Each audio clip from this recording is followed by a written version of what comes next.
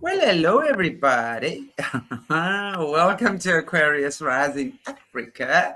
And I have with me a wonderful guest, RockerMike, from amongst other podcasts he has, but he has had for, I think, about 2.5 years now, the Sons of Sam Chronicles.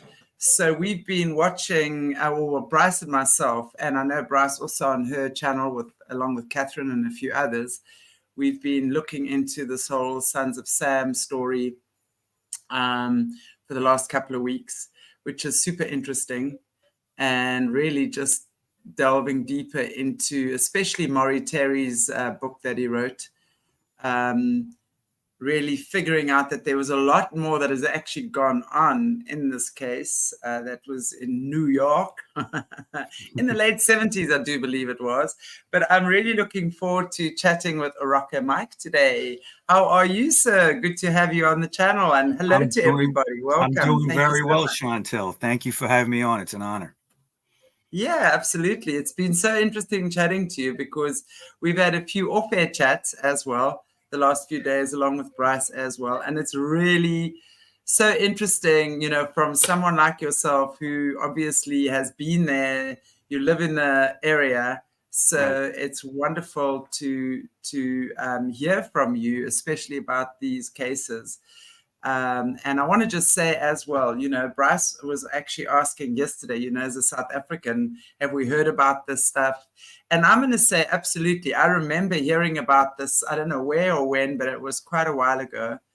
But even if, it's, the average South African hasn't heard of it, I want to just say that it's, this is a global, call it, epidemic, plandemic, where these kinds of situations, more and more we're realizing, and it's coming to our attention more and more, just how much of this stuff, and especially when it comes to the satanic stuff, right. Because anyone who's been watching this channel knows that this channel was the first guest I had on here was Jessie Zabota 3.5 years ago, who was trained to be the Queen Mother of Darkness. And she was taken into the system at the age of 4. The Queen Mother of Darkness is the highest position in the Illuminati and is the head of the shadow government, basically, and they work hand in hand with the shadow military. So it's been super interesting, and not just from Jessie, but that has opened up to a lot of other survivors and overcomers that I've interviewed over the years that have been subjected to this disgusting practice. And it's so much more widespread than what we can ever begin to imagine. So, but before we go any further there, I just want to hear a little bit more about you, Mike. How did you begin? And I know you've got a few podcasts. You've had the Sons of Sam Chronicles for about 2.5 years. I'd love to hear just a little bit about you and some of the podcasts you're doing. Okay. So, yeah. All right. Thanks again for having me on. Basically, about 5 years ago, I was approached by a very close friend of mine, Rob RockerMike, who is a popular bartender on the Lower East Side of Manhattan, about doing a podcast. And he knew I was very interested in music. I had a lot of musical knowledge. I came up through the punk scene in New York City in the early 80s, the hardcore scene. You're a punk rocker. Yeah, right. And he actually gave me my name, RockerMike, which is kind of funny. But I know the Sex Pistols. I remember them very well in the 80s, but they're not from the US. They're from the UK. The Pistols were the 70s. They were broken up by 78. But in my time, it was like a lot of the New York City hardcore bands, like the Cro-Mags and bands like that, Bad Brains, bad bands like that. And but my musical taste is all over the place. And Rob knew that I knew a lot about music, so we wanted to do a music show. And where we would just discuss bands and stuff like that. And that became the RockShow. And we did that for a while, and it was very well received. And we decided to expand out to other shows. We did something called Conspiracy 420, which we still do. We still do the RockShow as well. And out of Conspiracy 420, then we got an interview show called RockerMike and Rob Presents that we still do. And as a kind of a spinoff of the Conspiracy 420 show became the Son of Sam Chronicles. Oh, wow. And we started that about 2.5 years ago. We've done approximately, if you count all the shows with the Son of Sam theme that we've done, even prior to the actual Son of Sam Chronicles starting up, it's about 35 shows. And Wow. we've dug deep. We've used the Morné Terry book, The Ultimate Evil, as a foundation to build on. Okay. Morné Terry came out with this book in 1987, and it shook the world as far as that case. Okay. What actually got you started, interested in the Sons of Sam? How did that become something that piqued your interest? It goes back to the time of Son of Sam. In 1976, 77, I was living in Brooklyn. I was a kid. Okay. And I remember very well how the city was gripped in fear during that time. Okay. The Son of Sam shootings were so random that people thought, it could happen anywhere, which was part of the idea of creating this fear throughout the whole city. Everybody was talking about it. My parents, my grandparents, my neighbors, everybody was talking about this case. It was constantly in the papers. Back then, there was no social media. There was no internet. There was no 24/7 news cycle like you have now. But it was very similar to what you would see when something major happens now, and you're inundated constantly with that. And so 1977 in New York City was definitely a year of fear. You had the Son of Sam murders happening. You had a large-scale blackout in New York City that caused millions and millions of dollars in damage because people looted through Brooklyn and the Bronx. Anybody that wants to look that up, that footage is all available on YouTube. You could see what people were doing. It just was a crazy time, and I remember it. So it's something that was in me as a kid.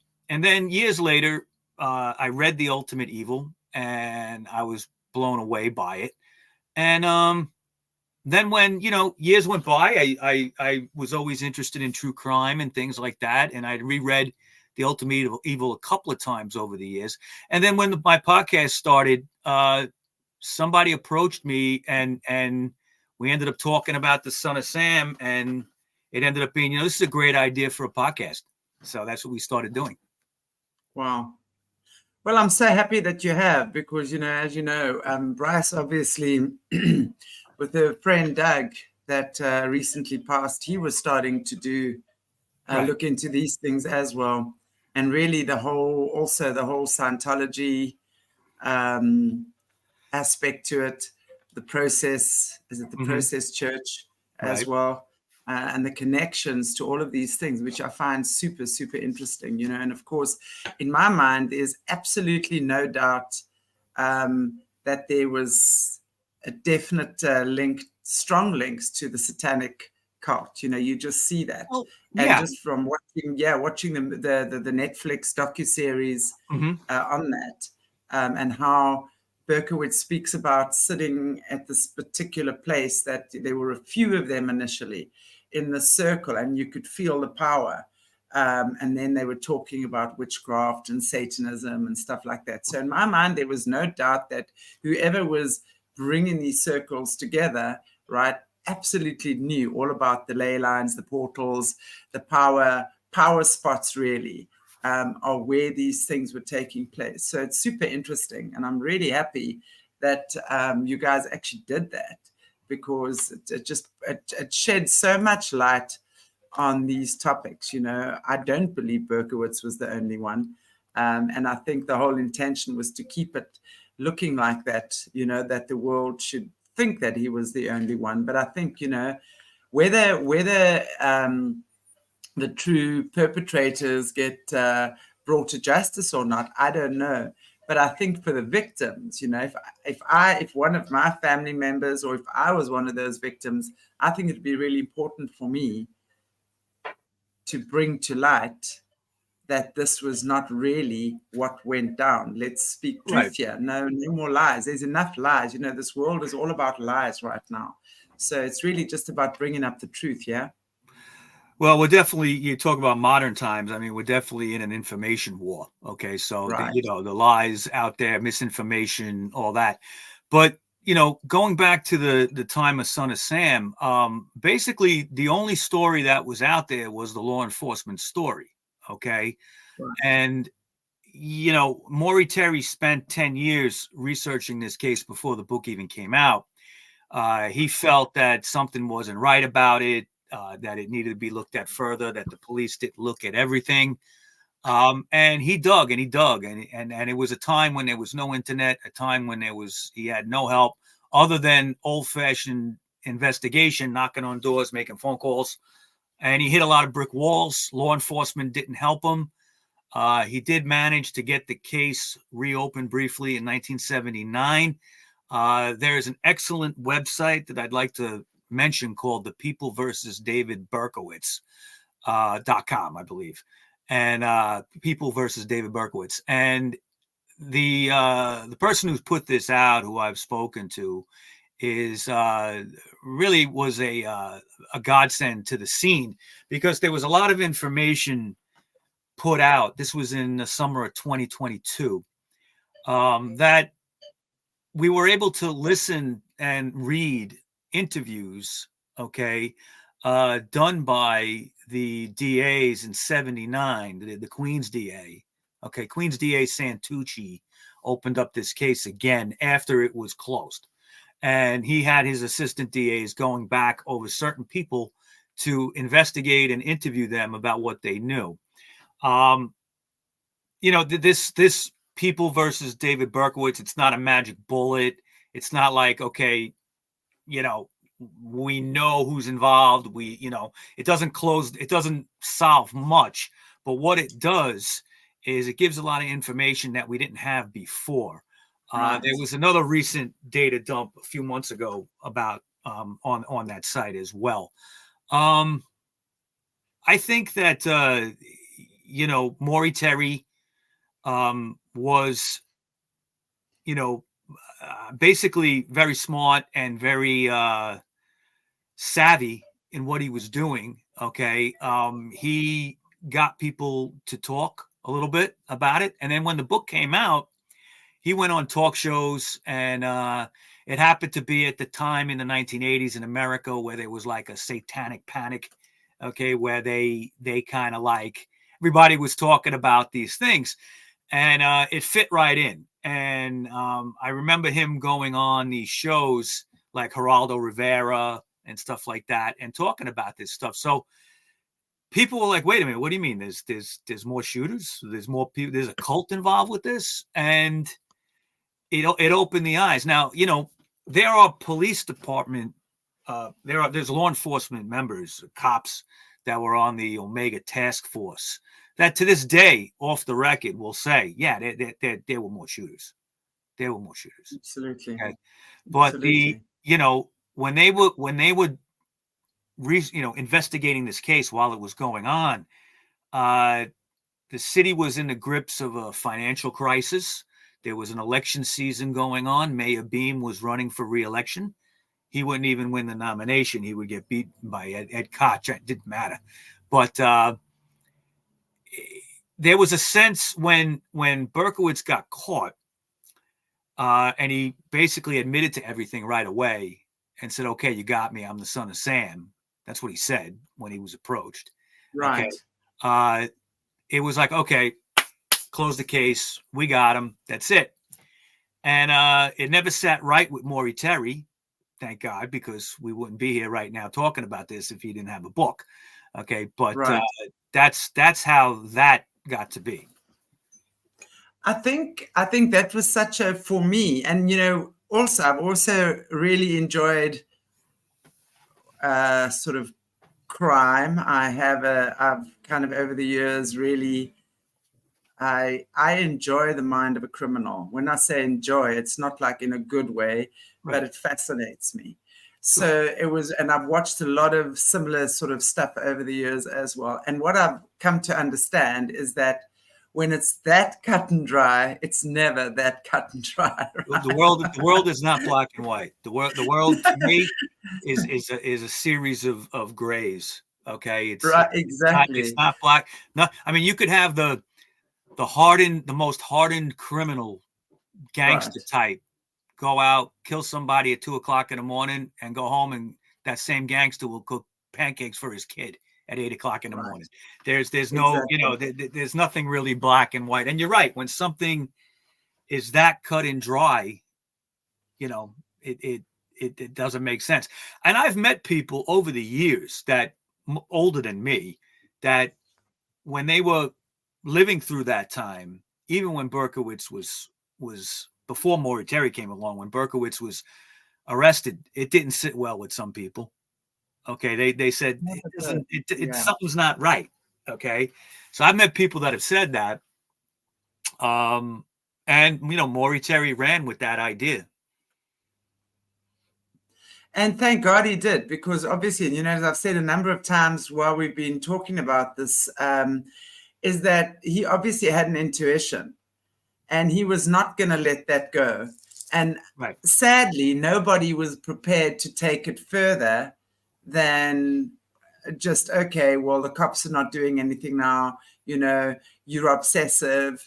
You leading the interviews. You've been very, if you're looking at the interviews he did with Berkowitz, a lot of the people were commenting and saying that he was leading. He was asking leading questions. Maybe he was, maybe he was. But maybe it's probably because he knew more. I think he was a little bit, okay, because he was trying to get that information out. Okay. Yes. Now, in one of the interviews he did with David Berkowitz, he got him to say which shootings he did. And that was very eye-opening. Okay. Here he is, he's sitting in jail for years already at that point. I think a good 16 years already at that point. And by the time of that interview, and he said, I was at them, but I didn't do them all. Well, which ones did you do? And he got him to say the two in the Bronx. Now, the two shootings in the Bronx, the first one was the very first shooting in Pelham, and then a couple months later there was another one. Killed 3 people, okay, in those 2 shootings, and 1 was injured, okay, so because there were 2 people in the car each time. And it made sense because he was from that area, okay. David Berkowitz was from the Pelham section of the Bronx. He lived there for a while, okay, before he ever moved to Yonkers. So he knew that area. And whatever he was doing, being involved with this cult, okay, obviously it was like, okay, I know this area, I could do this here. And whereas some other areas he may not have known as well. But he said he was out at them all. One person I have to mention is Son of Sam survivor Carl Denaro. Yeah. Okay. Carl was involved in the second shooting event, October 23rd, 1976, in Flushing, Queens. He was one of the victims, right? Yes, he was one of the victims. Yeah. He was right. He was with a girlfriend in the car, a Volkswagen Bug, and was on a quiet street. And the way he describes it is his car just exploded, and he was shot in the back of the head.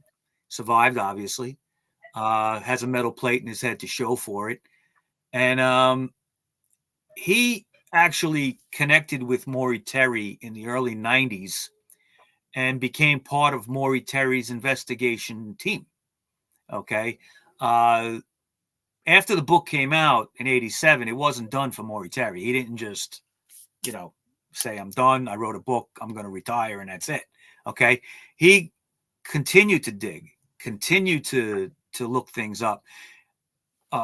Over the years, his book, The Ultimate Evil, would be republished with extra chapters and updates and things like that. Okay. And you know, I think that, you know, he was constantly digging because this was his life. This became, you know, it's almost a sad story in a way. Okay. Because he really, you know, you could say he was obsessed, but it was really became everything to him. And eventually I think it would kill him eventually. I would say that it probably did kill him because, I mean, when you look at they were saying how, you know, how he deteriorated just in terms of his health and stuff at the end of his life. And I think it was, I would imagine, you know, it was just this knowing he was right. And nobody really listening. Nobody really, right. Nobody really listening in a big way. I mean, I think his dream was to really get the case reopened and looked at in a big way.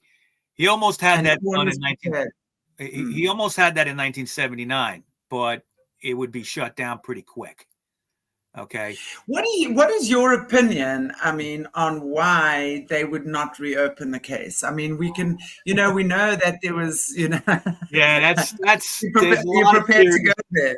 There's a lot of theories we could talk about. I think the most obvious ones is just arrogance.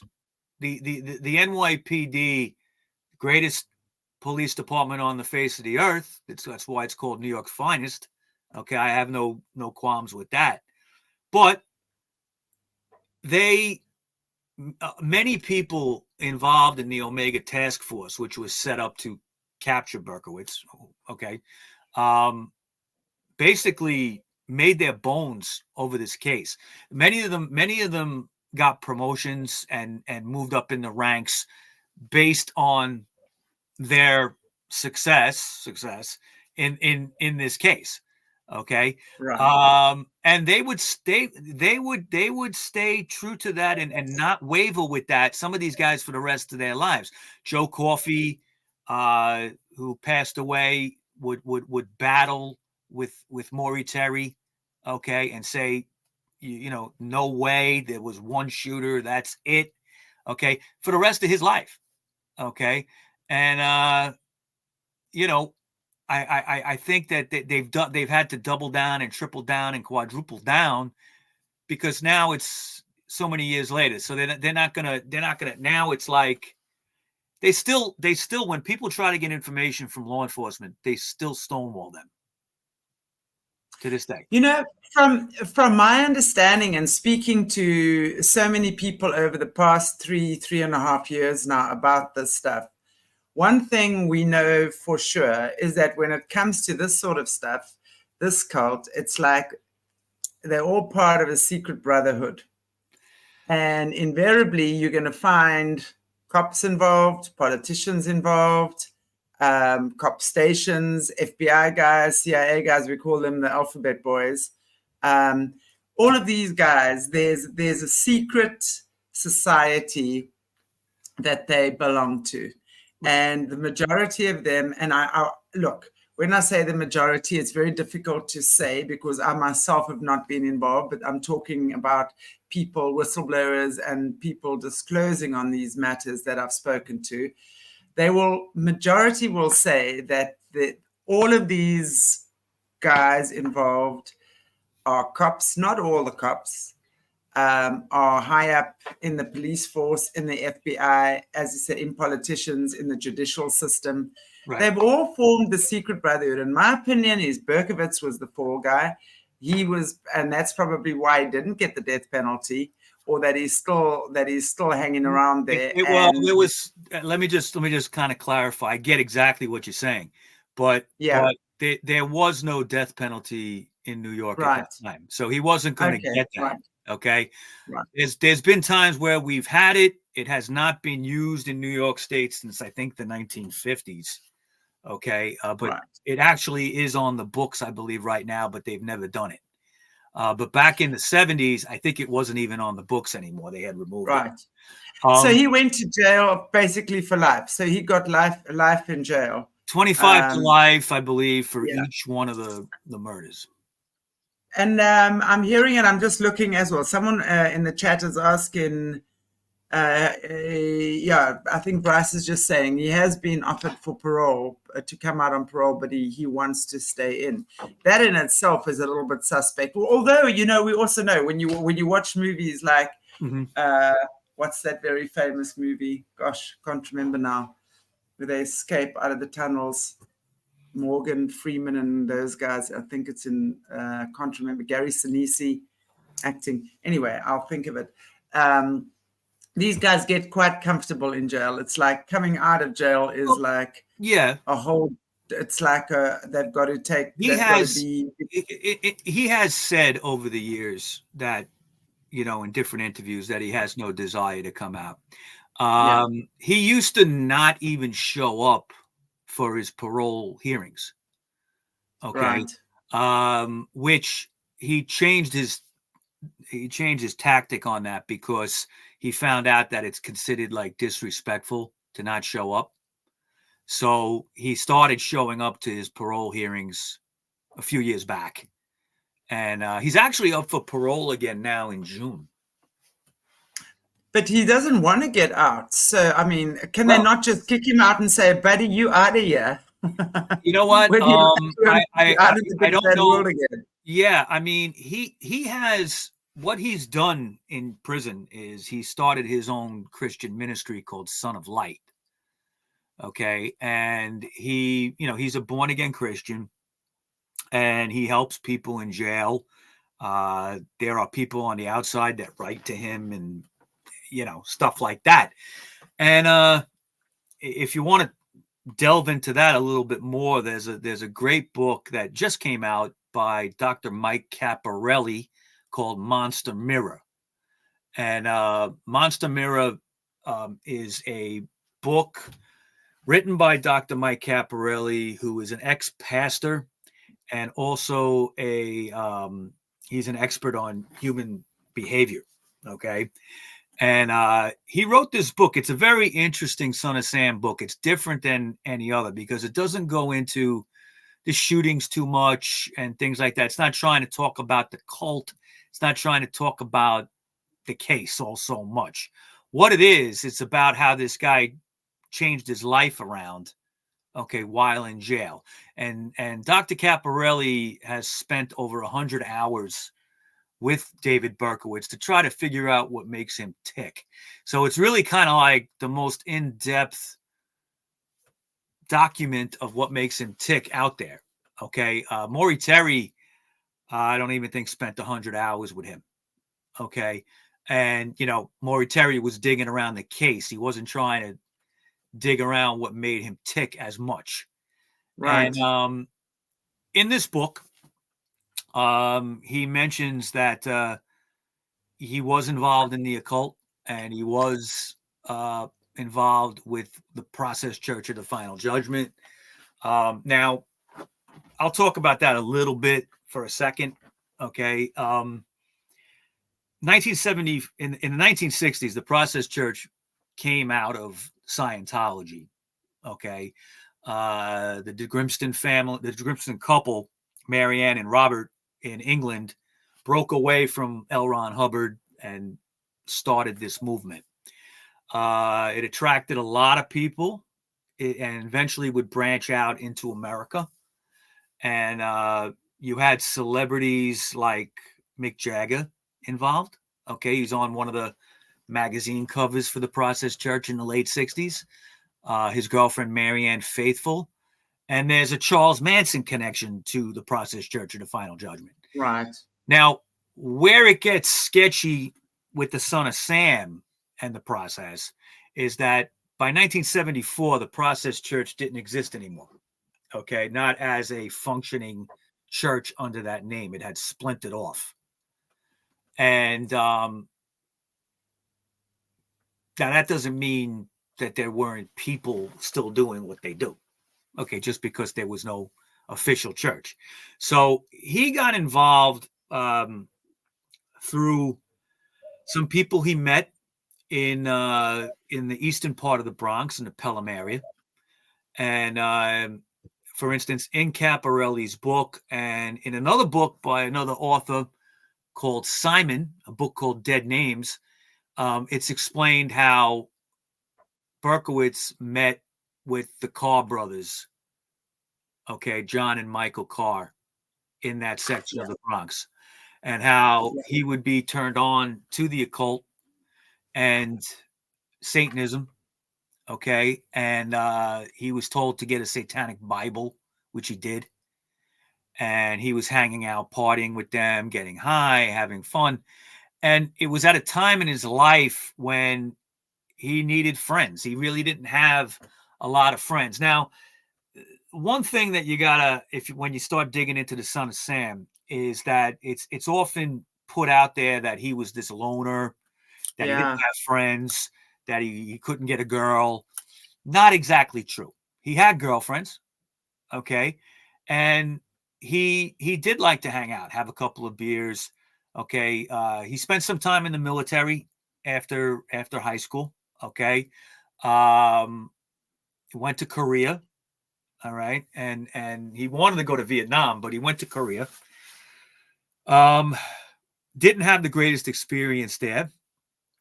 But he did get introduced to Christianity. He was a Jew at that point, Berkowitz.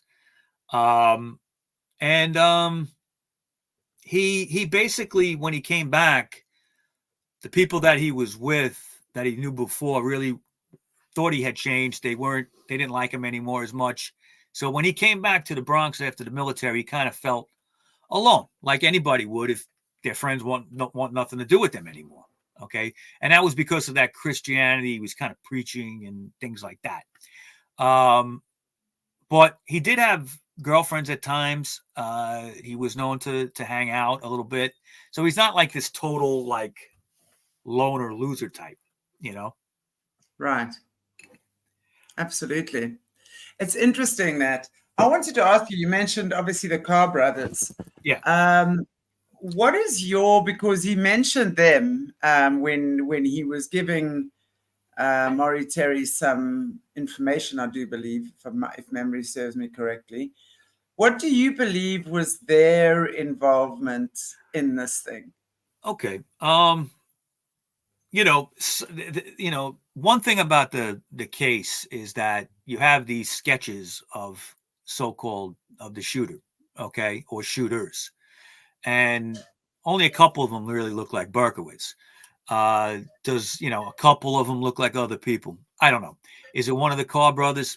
I don't know. Okay, that's never been proven. Okay, but I do believe that the two brothers were involved in occult activity that was going on in Untermeyer Park. See, what you got to understand is that Berkowitz was not from Yonkers. Okay, he was from the eastern part of the Bronx originally. Right. And he basically moved to Yonkers to be closer to his Carr brother friends. Okay. Right. He was living. It's a part of the Bronx that I always struck it odd that he would move from that area to Yonkers.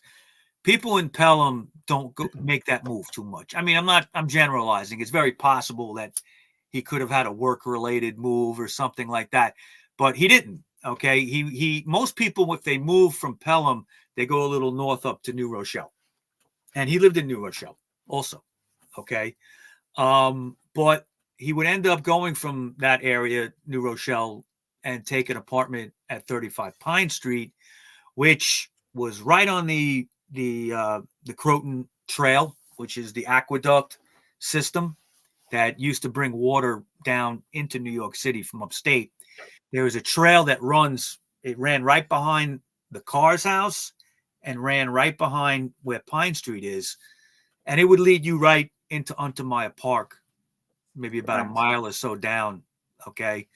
And there was well-known occult activity going on in this park prior to any of the Son of Sam shootings.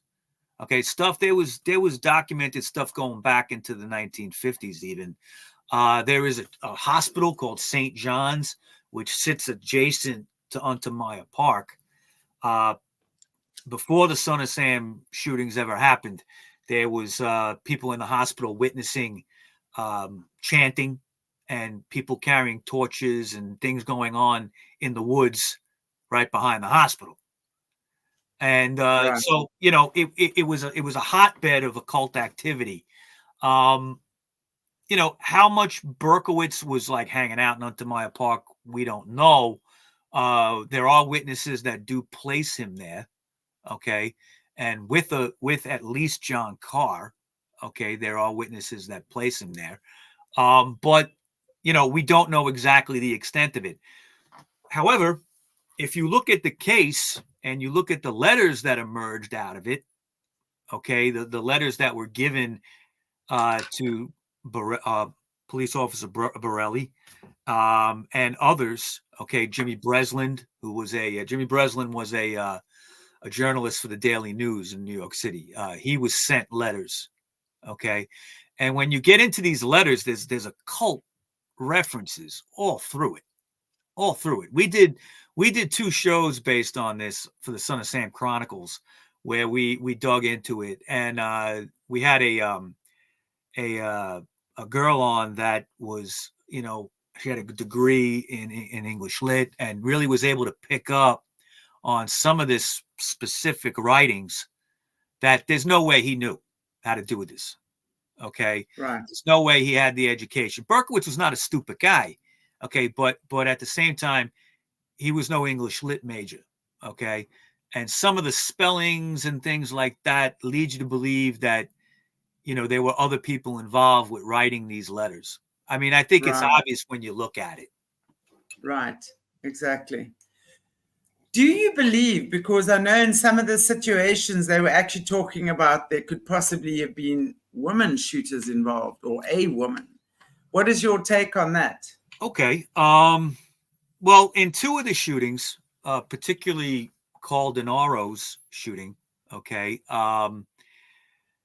he had years later ballistics look at this, okay, and he was told by an expert that either a 90-pound weakling or a woman was his shooter.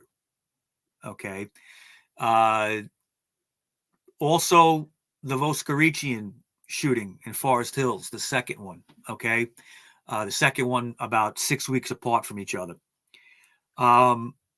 There was a witness of a woman it could be a woman, a very androgynous looking person. Okay. Young. Right. In a ski cap that ran away from the scene, okay, and was witnessed by a person named Mr. Barlow that was living in the area. That could have been a woman, okay. Also, when David Berkowitz and Carl Denaro met each other for the first time, and Carl visited him in prison 2 times, once in 2022 and once in 2023. Berkowitz said to him the first time around that there was a woman. Okay. So, and he said he was also at the shooting, but he was not the shooter. Okay. Now, in the second meeting, Carl was told something different. He said, "No, I did your shooting." So Berkowitz is not exactly somebody that you could trust all the way, you know, in what he says. Yeah, for sure. Okay. And a lot of reasons for that. Yeah. What is your, I mean, I was actually just going to ask you to expand on that. I mean, do you think Berkowitz, I mean, obviously he knows more than what he's been saying. That's clear to me. As you said, can't be trusted, but obviously he would know about this information. So in my opinion, they'd be hiding, especially when it comes to females involved in this cult. I'm not sure what your take is on that. I just feel that there's definitely more than one shooter. I want to say 3 or 4 at least. And especially when it came to making the snuff and stuff like that. Right. It just, my intuition screams to me that there was at least 1 or 2 women. That you mentioned the snuff film. Okay. Yeah. And that is something that, again, the evidence is a little sketchy on it. Okay. There was supposedly a van outside the Moskowitz shooting, the very last one in Brooklyn. Okay, that Stacy Moskowitz was killed. Robert Violante was with her in the car. He was blinded. Supposedly, this was being filmed for a snuff film. Okay, and then you have Roy Radin, who was a film producer. He was the one ordering this. This guy was a pretty sick individual, and he supposedly had asked for this to be done, and he was involved in this occult activity that was going on throughout the city. Maury Terry did research on this, and I think it's sound research, but I kind of go back and forth with the whole snuff movie thing. It's never been found. There was a gentleman named Sisman that supposedly filmed this in the van. He would be murdered a couple of years later after Berkowitz was put away in jail. Supposedly, they were looking for the snuff film. However, Carl Denaro has talked to detectives that were at that murder, and they've said things like, "Nah, there was nothing involved with that." So, who knows? We really don't know. Okay. Can you really trust the detectives, though? Can you really trust the detectives to come up with a true story after there's apparently clearly so much that I would remain skeptical. Let's put it that way. Okay. I'm not going to put my finger on it and say, yeah, there's definitely a snuff film. But at the same time, I'm not going to say, yeah, I believe the detectives all the way, or, I'm kind of like up in the air with that part of it.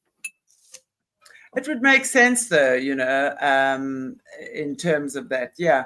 And I would just be interested as well. Your friend Carl, well, I don't know if he's your friend, if I can call him that. He's a very close friend. Where is he at? Because he was one of those that was wounded, shot in the head, and actually lived to tell the tale. I know he was involved with Maury Terry as well when they were originally starting to interview Berkowitz and stuff like that. So what is his take on all of this? I mean, I'd just be interested to know, as someone who survived this, where he's at. Carl has spent, decades now researching this. Okay. It's been his life. Okay. He believes that Berkowitz didn't shoot him. Okay. He wrote a book, in fact, called, The Son of Sam and Me, Why David Berkowitz Didn't Shoot Me, something like that. Okay. The Son of Sam and Me is the name of the book. And he has, through the information that Maury Terry gave him, okay, and through investigating with Maury Terry, and then later on his own, he believes that someone else was involved. Now, he point blank asked Berkowitz about this and got one answer. And then when the next time you visit them, you got another answer. So Carl is, not a happy camper about that. Okay. But he's a firm believer in the conspiracy. So he doesn't believe that Berkowitz shot him. He believes it was somebody else. Right. Right. Makes perfect sense. Yeah. And just, where's, I mean, is he okay in his life now? Oh, Carl's a great guy. He's gone on with his life. He's retired now. And, I see him all the time, and, we hang out outside of the podcast, and, he's a good guy. He's become a good friend. He did get a metal plate put in his head. Okay. After that shooting. And I know he has some little vision issues since then, nothing major, but, he's gone on with his life, and he's a good guy, and he just wants answers, like everyone. Yeah. I can imagine. Yeah. He's the most outspoken out of all the survivors. Okay. The other survivors really don't want much to do with this. They just like to. I wanted to actually ask you about that. How many other people are still around that have survived the shootings? There's a few. Off the top of my head, you have several. Okay. The ones that survived the shooting are all alive except one girl who was shot and paralyzed in a shooting in late 76. she passed away recently, but the others are still alive. And they really, Carl has spoken to them over the years. And, one thing that he always wanted to do, he's expressed this to me a few times and it's never happened, is he would love to get all the survivors in one room, because he believes that if they sit down and they talk about it, they're going to find some kind of commonality between them. Either a person they all know and something that would tie this together. But that's never happened. I was about to actually, it's funny you should mention that, because I thought of myself, wouldn't it be great if they could all get together and have a chinwag and try and see, but it's interesting. Why do you think the others, I mean, Carl is obviously, as you say, quite outspoken, and I can imagine this must also have taken its toll on him over the years, right? Trying to find the truth and trying to, figure out what has been going on, and really just coming up against one brick wall after the other. Why do you think the others have chosen just to not do anything? Is it really just because they just don't want to see maybe the truth, or just don't want the backlash from the police station or the higher ups? Yeah, I see what you're getting at, but I really, if I had to give my opinion on it, I would say that it's more of a human nature thing. Everybody kind of deals with these traumatic things differently. And, some of them maybe, I'm just guessing. I don't know for sure. I've never met anybody else, but some of them may have anger over it, or they may still be traumatized over it. And it's just, they don't want to deal with it, so they don't discuss it. Okay. Yeah, it's like kind of like, I'm alive. Let bygones be bygones. The Moskowitz family came full circle. Okay. If you look at Stacy Moskowitz's mom, Nessa, she, was in public cursing out David Berkowitz. Went to see him in court, cursed him out there. You're a monster and all these things. But over the years, before she would pass away in the early 2000s, she changed her position, and she actually became a conspiracy person and said that David Berkowitz did not shoot my kid. Okay, now she would pass away in the early 2000s. I think her husband also had passed away. Kind of sad what happened to her. Yeah, I mean, the survivors, okay, the actual shooting survivors really kind of keep a low profile. They don't get involved with much when it comes to this. And some of them are still dealing with their injuries, like Robert Violante. Okay, he's blind in one eye and he has decreased vision in another. And he's had to live like that for the last 47 years.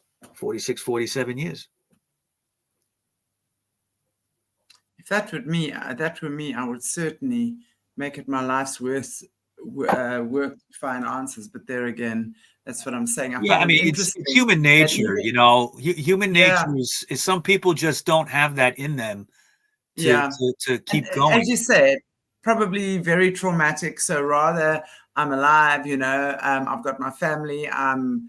God bless. I'm feeling blessed because of that. So let me just not shake this bottle anymore, type thing, And I can understand that, but that's not part of my nature. So I guess that's why I question. Don't mind me, Shanti. I am just gonna move for a second here. No problem. My wife needs this spot right here for her job, so I'm gonna continue with you over here. I apologize. Okay. Okay, and then I'm interested to know more about Roy Radin, that Hollywood or the movie producer, with his 72-room mansion, where he was having obviously some shenanigans going on there. What can you tell us about him? What do you know about him? Oh, okay. Well, basically, what we know about him, we know from The Ultimate Evil and a few side things that have come out of that. He was a film producer that had a house out in the Hamptons, which is a very elite section of Long Island in New York State, Long Island. Okay. The far end of Long Island out east, there's a place called the Hamptons, West Hampton, and places like that. And this is a place where a lot of wealthy people live. Okay. And he had a big mansion out there, and there would be occult activity going on, sex stuff, orgies. And prior to the Son of Sam murders, there was let me just fix that. I think it was after the Son of Sam murders. I don't recall the year. It might have been during it. There was like a rape that happened, okay, at his place, at his home.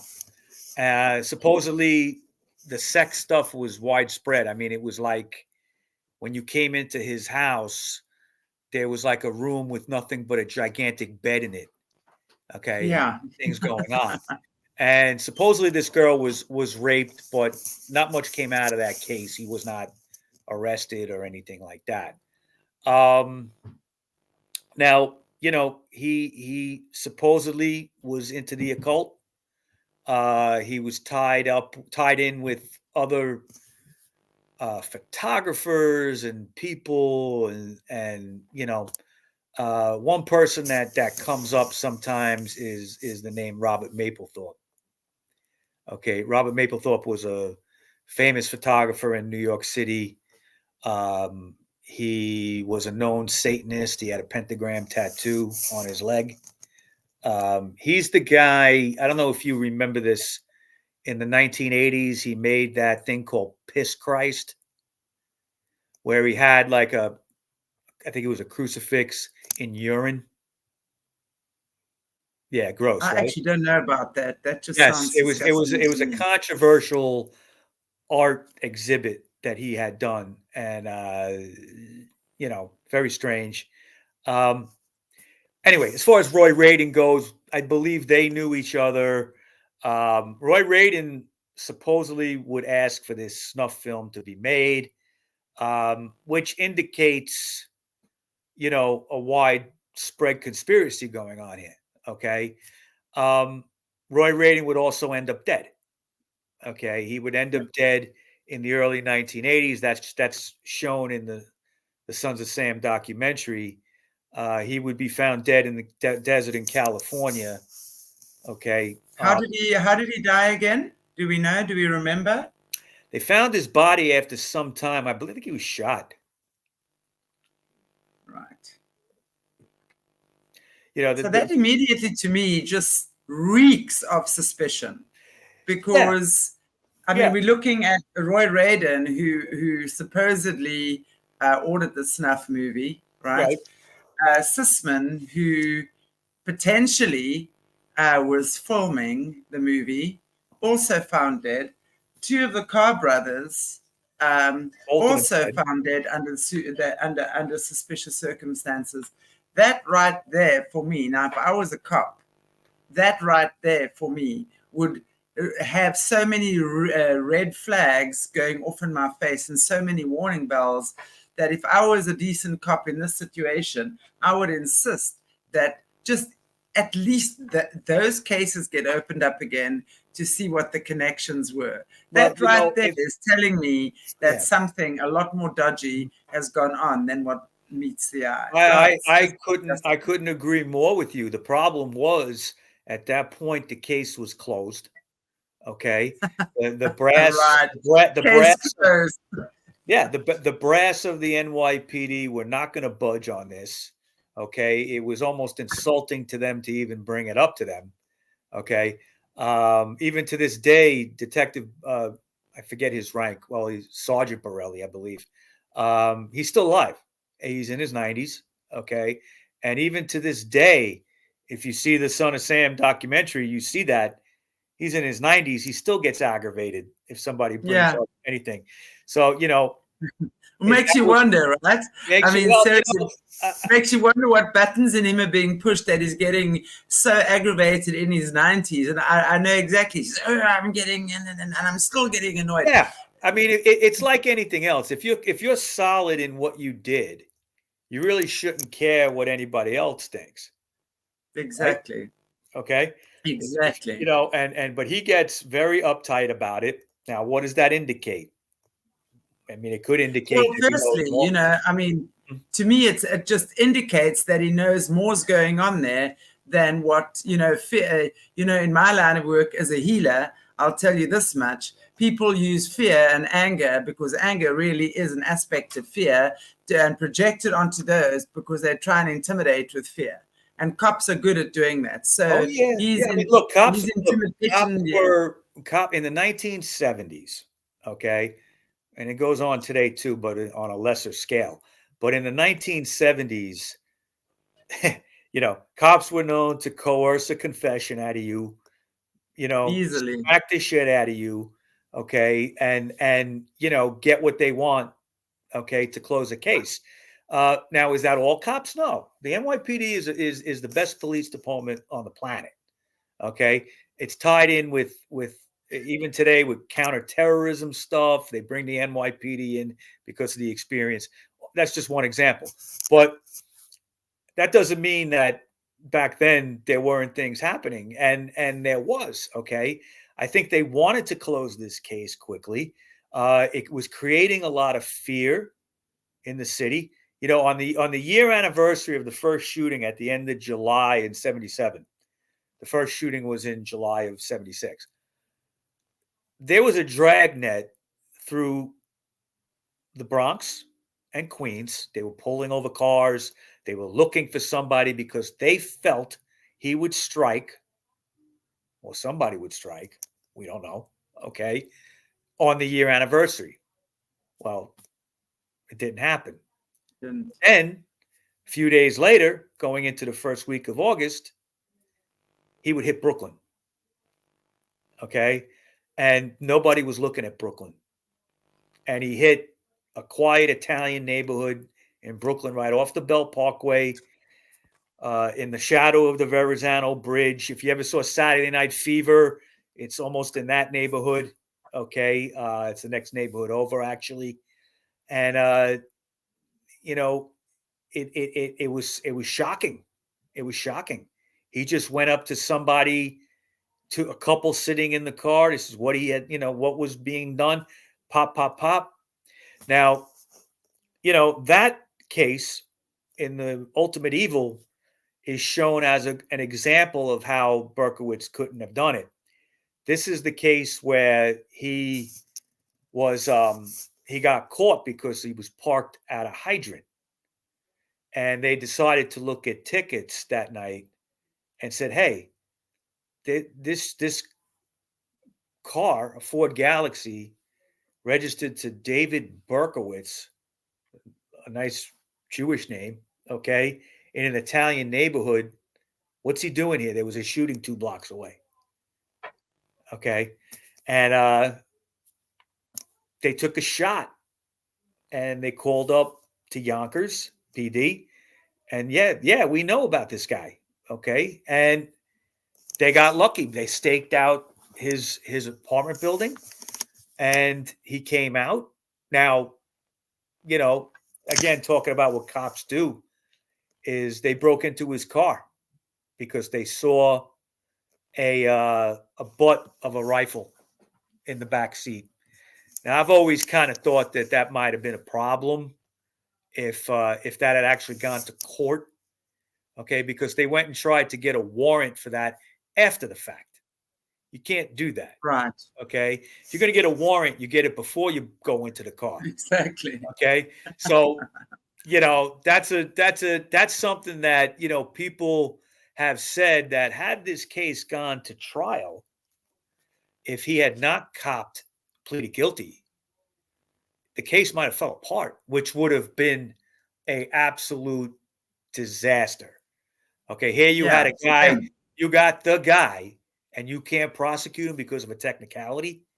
okay, that would have been an absolute disaster. Because then, I mean, who knows what would have opened up then, right? Who knows what could have and what would have opened up if that had not gone to, couldn't be processed on a technicality.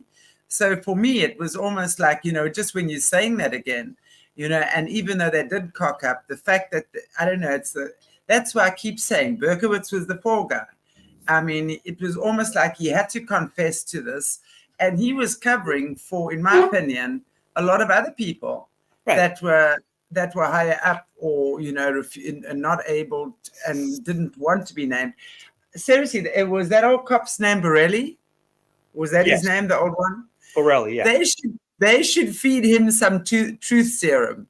Seriously, before that old guy dies, they should inject a whole syringe of truth serum into him and let him just fess up before he leaves the earth plane. Because seriously, my opinion is that old guy knows a lot more than what he's actually letting on. Yeah, honestly, that's possible. Or people underneath him fed him different information than what they were finding. Who knows? Okay. Either way, he knew. My opinion is when you've got all of this stuff, anyone with half a brain cell, and if they're still in the cop service 5 or 10 years after that, and suddenly this guy Roy Radin, Sisman, and then you're looking at the Carr brothers, and you have someone like Maury Terry who's in there and he's on your ass 24/7, telling you this, telling you that, and it's like putting together the pieces of a puzzle. You're building a puzzle here. Anyone who's saying, okay, no, well, I'm not even going to take those pieces to fit in here, even though it looks like it fits, because it's just not going to fit. It's just not going to fit. Right. Anyone here, and especially cops are trained to do that.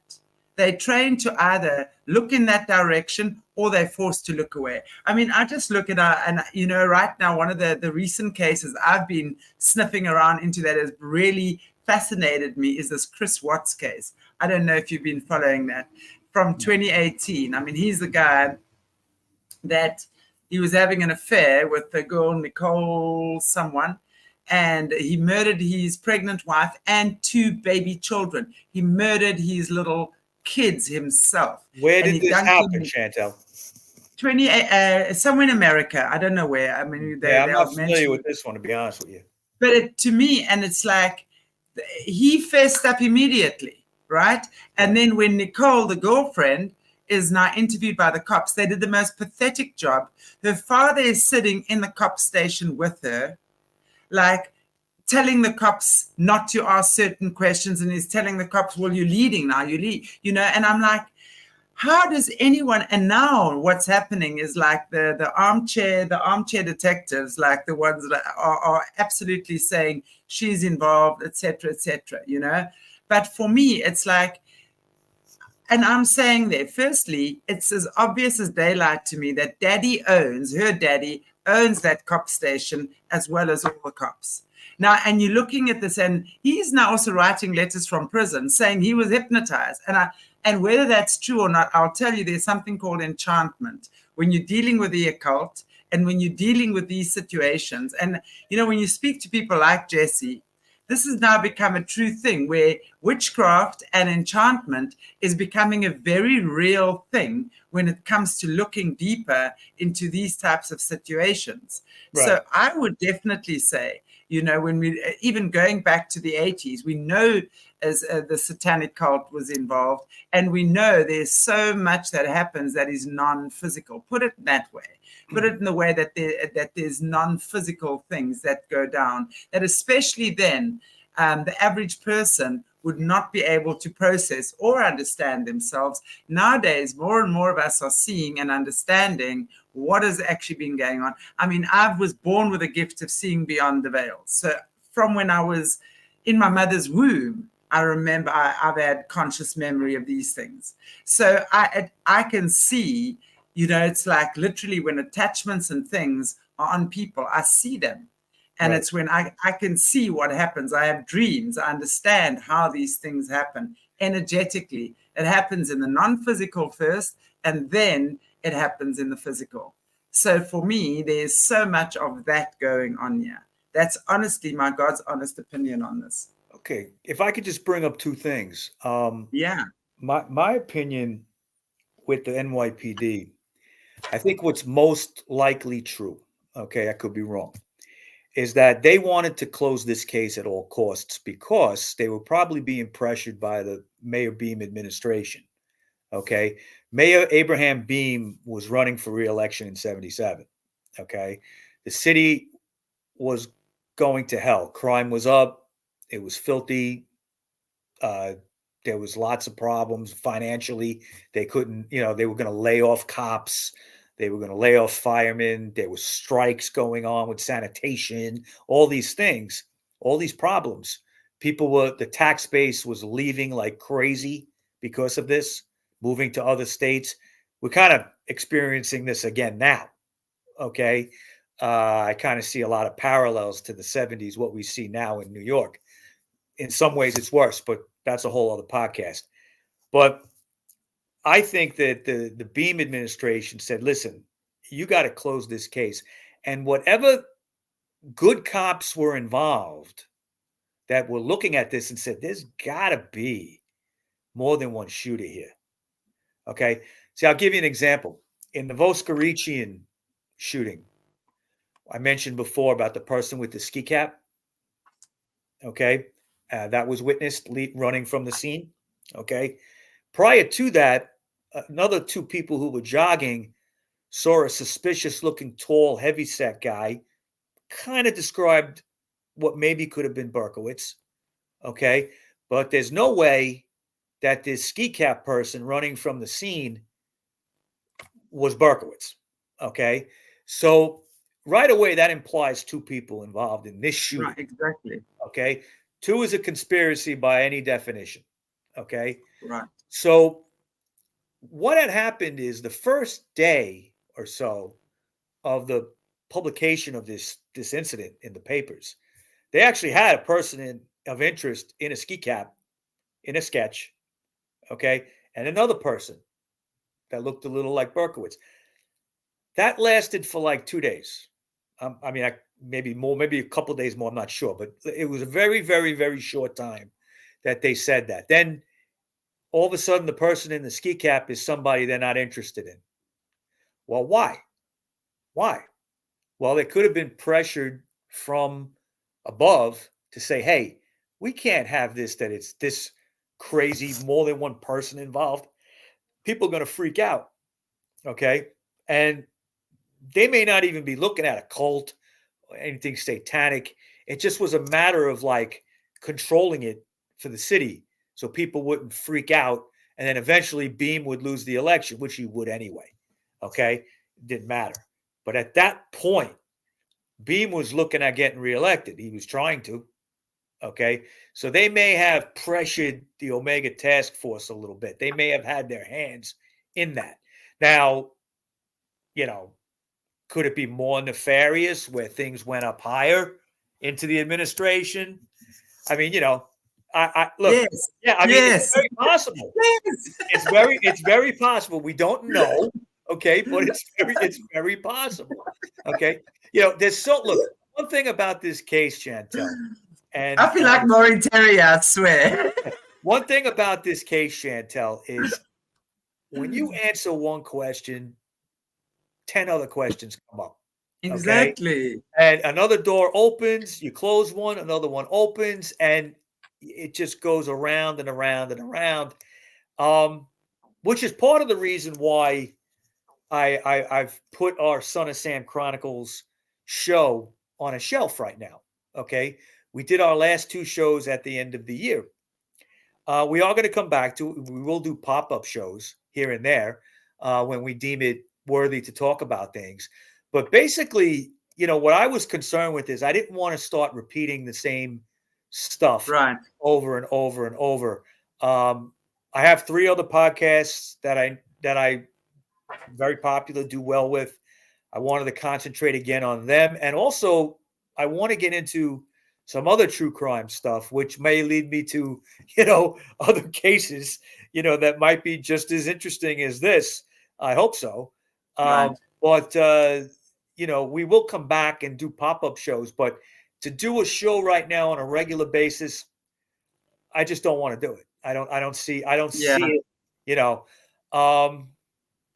That's where we're at. But yeah, that's basically where I'm at with that show. I love what Bryce is saying. Yeah, I think we should book Shanti a ticket to New York City, and Shanti and I can tour the crime scenes with Mike. I'll take you. I will smell out. I've already worked with the police on cases like this around here. I'll tell you that much.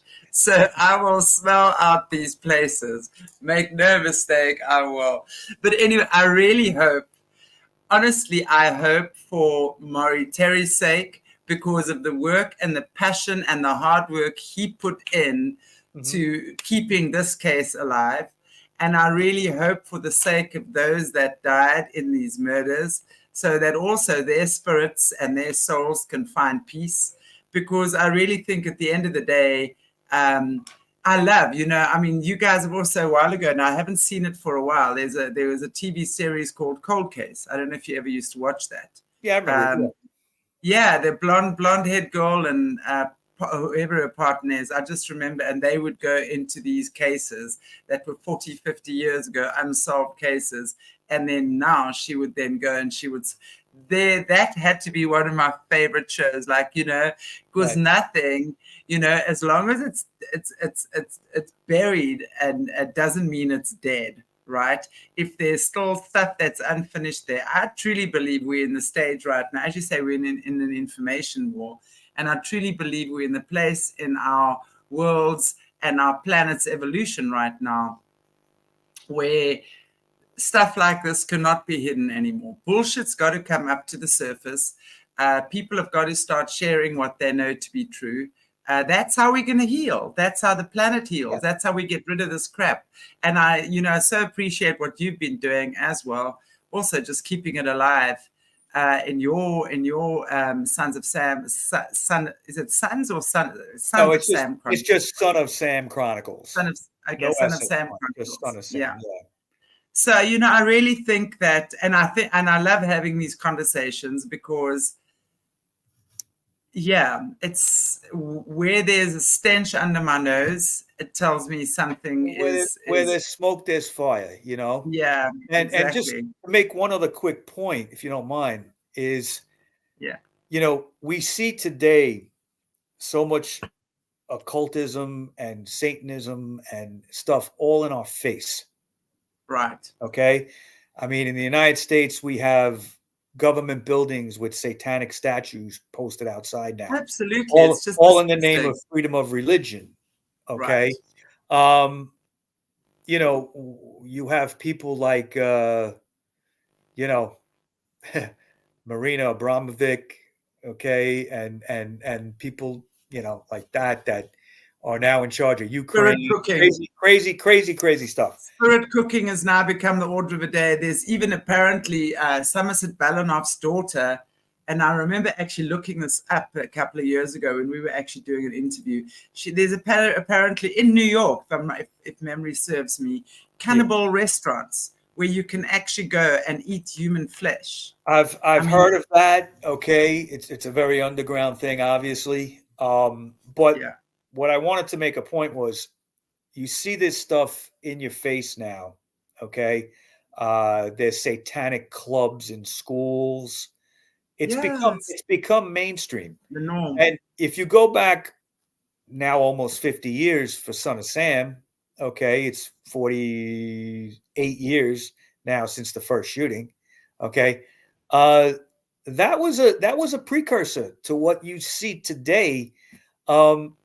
There was so much, when the letters came out and you saw that, hey, wait, this is like, the Son of Sam symbol, for instance, okay, is a take off of a drawing done by Eliphas Levi, who was a 19th century. I want to see if it was actually still here, because I actually. Okay, it's very similar to it. And one of the shootings, Chantelle, took place right outside the Eliphas Disco in Bayside, Queens. Okay. So, you can't tell me that whoever was doing this. Is this it here? I'm just going to pop it up on the screen. Is that it here? That's the symbol. Yeah. Yeah. If anybody wants to look up Eliphas Levi, there is another symbol related to him that he drew that's very, very, very close to that. Okay. And of course, like I said, the shooting outside the disco named Eliphas. I mean, yeah, exactly. how does that happen? And why does that happen? Well, obviously you're bringing attention to Eliphas Levi, and he was kind of like a precursor to Aleister Crowley. Okay. Absolutely. So, again, this stuff was in your face with this shooting. Now, it only happened in New York. Okay. But now what you're seeing in the world. It's the evolution of that. The evolution of that. Exactly. And it's so much more, because we're looking at, again, at this whole transgenderism, and I'm there, that symbol that I've just popped up, you can see it's the male-female symbol as well. You know, the whole Baphomet transgenderism that is so disgustingly in our faces right now. The way these kids have been programmed as well. You know, in my opinion, they've been programmed. It's all part of the MK Ultra agenda. Well, it's stuff that's taught in schools. They bring it down to to the kids at a young age, and they're learning these things, and they're confused, and that's what the evil one does. Okay, right? Sows the seeds of confusion, makes you doubt what you know is good, okay, and right, and this is what we're experiencing now with children and adults, but especially with children. I mean, it's one thing to, the way they used to treat, you mentioned the transgender stuff. The one thing that they used to treat it as was gender dysphoria, okay, which is an actual condition. Now, some people, very, very small amounts of people, would have that, and psychiatrists and people treating them, it would be determined that a sex change would help them. But this was very, very rare, okay? Yeah. And you had to go through an extensive period of psychological, evaluation before you could even be allowed to get that, okay? Exactly. Starting with the hormone drugs and eventually with the operation to change your sex. Okay. Exactly. Very, and some people would never go through with it. They would have to live as the opposite sex for a year. This is in America. I don't know how it was in the rest of the world. Okay. But you'd have to live as the opposite sex for a year. And then if it was determined that the sex change was right for you, then you would get it. Okay. Right. Some people never even got to that point because the gender dysphoria either fixed itself up or it just was determined. The person said, no, I don't want to get that operation. Now they're pushing this operation. They're pushing this operation on kids. Heartbreaking to see what they're doing. I saw a picture the other day of two what were young girls, probably maybe between the age of 12 to 14. And I mean, just across their breasts, where their breasts would have been, just one big knife slash, as obviously the breast tissue had been removed, and these big, disgusting stitches. I was like, no. That is just heartbreaking. And I saw a picture as well. And they're passing laws now in the United States. I believe California has it, where the kids don't even need to ask permission by their parents. They don't. It's now that authority has been taken away from the parents. What kind of evil shit is that, really? It's just absolutely the worst. And that is why, more than anything, we need to, and as Janelle says, I was about to say, protect our children from this. So, when we're looking at, and that's why, we look at the Sons of Sam that happened in the 70s, mid to late 70s. And even then, okay, it was a lot more clandestine, but, when we're looking at it now, all these years later, we can look back and we can see with the eyes that we have now to see exactly what was going on there. Right. And because it's a lot more people are speaking about it now, and it's become a lot more, when people are coming out of SRA, which is satanic ritual abuse, and when they're telling their stories about what their parents, because most often these kids are taken in by their own parents or their grandparents or someone in the family. They generally in these brotherhood families already, these secret societies and these families that are already involved in the cult. And they're selling when I say selling, it's not, sometimes it is selling, but the kids are brought in. The kids are part of the package. And as they've got to have gifts, and especially if the kids are gifted, they are exploited in the worst possible ways. So honestly, that's why, when you're looking at, for years, you're looking at already the movie stars. We're seeing how many people, I just posted something, this Megan Rapinoe, this female soccer player. It's a boy, it's a man, it's a man that has been transgendered, playing in women's sports for how many years? It's been happening. And you're looking at how many of the movie stars. I just look at ex-South African Charlize Theron, and I'm always doing stuff. She's adopted healthy African boys. At the age of 3, she says, oh, no, he said he wanted to be a girl. Jackson was his name. This and is now all he's a related. full-on girl. Yeah. This is all, you could do a whole podcast about Hollywood and what it does to people. Okay. Yeah, exactly. You could come in, Charlize Theron, South African. I'm sure she was very different many years ago. She was a little Afrikaans poppy that arrived from the wrong side of the tracks. That's right. what they would call her. Yeah, okay. Really. And her story is bullshit. They said no, her father was killed in an accident. He wasn't. The mother murdered the father.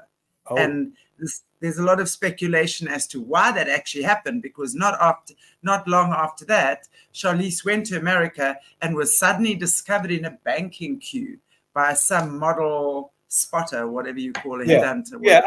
Look what came out with Harvey Weinstein and Jeffrey Epstein and what is all that, and again, all in your face.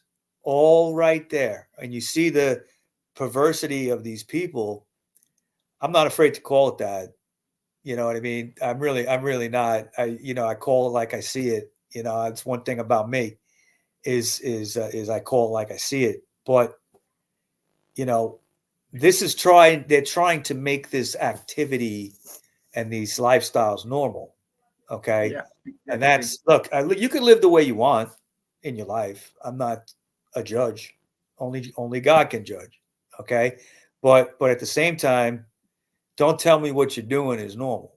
Okay. You want to cut your breasts off? I wouldn't say that's a normal thing to do. Okay. No. You want to cut off your genitals? That's something we don't do. Okay. So it's in your face now. It's crazy.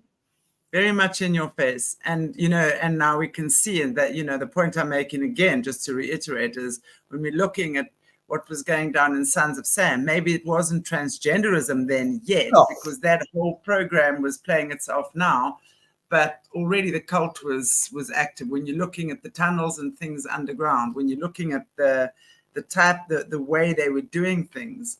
And the cult was trying to stoke fear through New York City to create its own power, chaos, support its own power structure within itself. Right. I'm sure they weren't looking at a worldwide thing. Okay, maybe that was a thought later on, but hey, let's create so much fear and gain power within the cult by doing this, and I think that's what they were trying to do, and they succeeded. They succeeded at that. Could it? Well, the first thing they need to do in order to get this, to get it right, is to create chaos. So they create chaos and fear, which is exactly what they've done. And it might not have been worldwide then, but when you look at 9/11.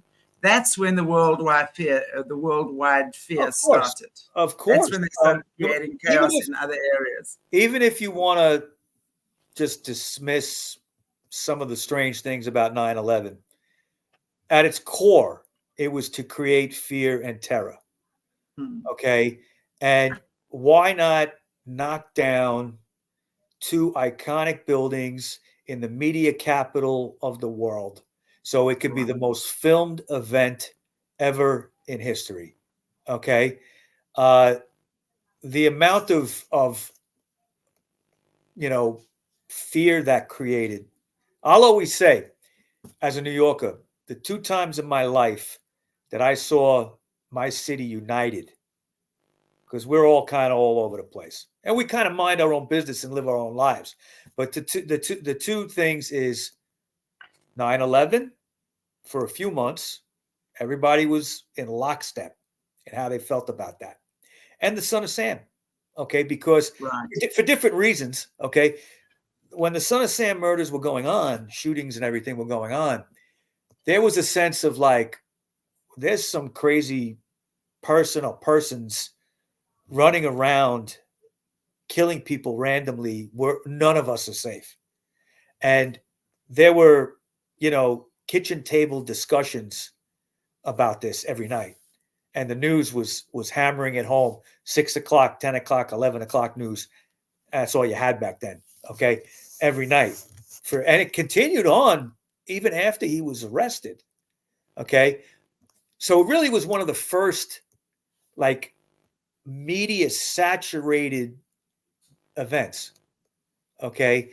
Because even, the newspapers realized they could sell papers. Okay. The TV shows would get ratings. That would die off after a while until Maury Terry's book. Okay. And then he kind of turned it on its head. He started going out there and there was a discussion and people were like, well, wait a minute. This is crazy. How could there be other people? But, the evidence was pretty much overwhelming that there were other people involved. It's so true what you're saying, as human beings, and I know you're going on to Bryce's show soon, so I'm not going to keep you much longer. But it's just what I would just like to say. It's so crazy. I mean, as human beings, we really are an amazing bunch. We have the ability to absolutely unite in times of crises and trouble and stuff like that. But what I found so fascinating is obviously with the whole pandemic and the zappity-doo that we all had to get, how that divided us. Isn't that so insane? How that divided us. That was the intention. Exactly. Exactly. Right. They don't want us at this point. They don't want us unified. They never did. Okay. No, of but course they didn't not. care. The powers behind all this didn't care so much if we were united. They just wanted to stoke that fear. Exactly. Now they want to divide and conquer. Exactly. Well, they've already done that kind of. I mean, how many people have unfortunately, I was reading stats not too long ago, 17 million so far worldwide that have left the Earth plane because of the zappity-doo-dah day. Really? Well, you're never going to get an official number because they're never going to admit to that. Okay. Yeah. It's probably more, actually. It's probably more. And to be honest with you, we're not going to know because it's going to take time for all of this to play itself out. People that got this vaccine have a ticking time bomb inside them. Some of them. Okay. Exactly. And I pray that it doesn't happen, but I know I'm not vaxxed. Okay. I know that that's probably one of the best moves I ever made in my life. I made a lot of mistakes in my life, but that was definitely not one of them. Okay. No ways that you are bringing that thing near me. That's for sure. So that's going to play itself out in the years to come. Yeah. And we're going to see, because it's a 2 to 5 year plan. And we're seeing, I mean, I know of 7 of my people I knew personally. I wouldn't say they were all friends, but people I knew personally within 3 weeks of having a month, within 3 weeks, 2 to 4 weeks of having this thing. Right. Said goodbye. Yeah, I've had. And isn't it interesting? 3 of them within 2 weeks hung themselves. Within 2 weeks, all hung themselves within three of them. It's insane how that happened. I mean, I know people that, died mysteriously after this. Okay. Young people. I've seen funerals for young people that were like What do you mean you're 19 years old dying of a pulmonary? Exactly. See it all over Facebook all the time. Yeah. And you know, I had a friend that his son, in order to go to college, had to be vaxxed. And he was 18 years old, very athletic, in good shape, could run circles around you. Ends up with myocarditis. Now he has to see a cardiologist once a month. And he was in the hospital for a couple of weeks with it. And, you know, now he has to deal with this forever. And he went to college, but all right, look at the expense of that, you know? Yeah, exactly. So, very sad. Exactly. Anyway, Mike, it's been such a fun time talking to you. Yeah. And I'd love to do this again, actually, in future. And I know you're going on to Esoteric Atlanta with our good friend Bryce within half an hour from now. I don't know what your time is there. Yeah, I think in about 20 minutes or so, I'm going to pop on. 20 minutes. It's 5 o'clock my time. So yeah, it'll be time 10 o'clock our time over here. This was like the breakfast show. I was like, you know, having coffee. And now you got the brunch show with Bryce. I got the brunch show with Bryce. Breakfast with Bryce with breakfast. Listen to me, brunch with Bryce. Brunch with Bryce. Bryce, you're such an amazing honey bun. She's been in there and she's been the moderator for today. And by the way, the dodgy one did show up. He must have at least 10 different, 10 different profiles. That's the one. I don't even know what his name is. He should not. He should not be. Yeah, don't even say the name. Don't even. Yeah, exactly. So I have to. Yeah, and as Bryce said, we have to go to New York City. We're gonna go and sniff out what happens. I tell you right now, both of you come to New York. You got a bar stool ready for you with some drinks. That'll be the coolest of cool. I love that. I'll show you where all the shootings happen. We'll go to dinner. Anything you want. It'll be a good time. I really, really would love that. And I've always said if there's one place I want to go to, well, there's actually two that are Louisiana. I want to go like to the Mardi Gras. That to me would be such a cool experience. And New York City. But just for like 4 days, because I don't think I could handle everything that happens in New York. But I want to go and see some cool shows. You guys have got the best burlesque shows and, you know, theater and stuff like that. And just that craziness just for a little while, I think would be very, very cool. And definitely to go and suss out Sons of Sam. Now you see, I've even got more to happen. Try to make it happen. I'm definitely making it happen. I'm just not sure when, but it's definitely on my life plan for sure. And it's not going to be so far away. It's funny you mentioned Louisiana because New Orleans is like, after New York, it's like my favorite place. I've been there many times, and I've even contemplated moving down there. So if you end up coming here, I might even be down there. Who knows? Would love to. Most definitely. Well, it's been such fun speaking to you, Mike. Thank you so much for joining me. Thanks for having me on, Chantelle. I appreciate it. I'd definitely love to have you on again, talking about all sorts of other things. And I think you and me and Bryce should actually do a show together where we talk about these things. I think that would be super cool. But I'll arrange that with her. Yeah. You got the Aquarian girls. Cool. All over, yeah. All right. Okay. She can watch, and I'm sure she'll be happy. Yeah, she will. Yeah, you see, you see, Bryce says yes, she'd love to. So we will plan that. I know Bryce is away next week, so when she comes back, we will definitely plan a trio of us, and we will talk about some of these, like the what happens in Hollywood and just where we're at right now. You know, I think it's. I'd be happy to discuss all that. That's right up my alley. All right, everybody. God bless you all, and thank you so much for joining us on our show today with RockerMike. We will definitely have him back along with Bryce as well. So take good care, everybody. I wish you much love, wealth, health, and all the abundance you could possibly manage. Cherry bye. See you soon.